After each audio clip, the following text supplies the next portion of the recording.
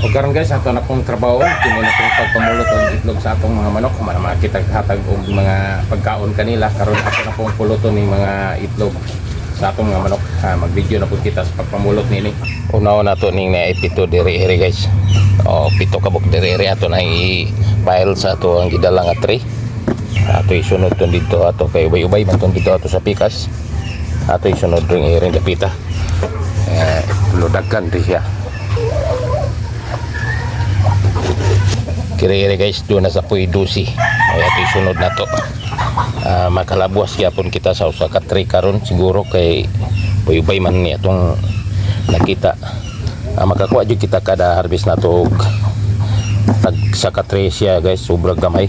Dili jud mo minus niya na ang atong makuha sa itlog ni atong mga manok pagkakaron.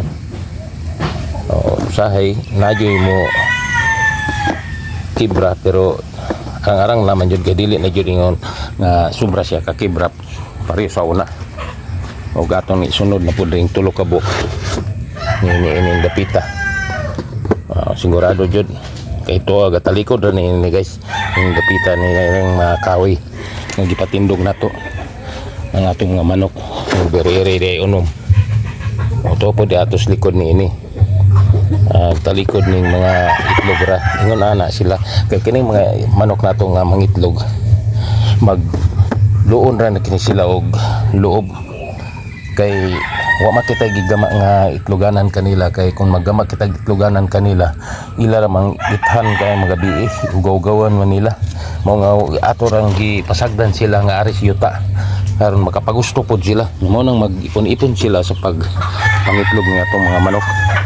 Kaya ari raman sa yuta libre raman sila sa asa nga dapit sila mo loob diri rio ubay-ubay gyapon iri guys. So doon na unsi kabuk unsi ang diri iri ubay-ubay gyapon siya dito ato sa gawas dusi man diri iri pud sila gatapok pud sila iri ang mga manok og puno na ato na lamang idatog nato diri sa ibabaw ang sobra ni atong harvest kay mo apaw mo jud siya sobra mo jud siya sa usa ka tray nya dito ato ra kini siya lang iba siya dito og nahulog na batak kag usa noon sayang kayo guys. So tuod ka danlog na batak ang usang itlog.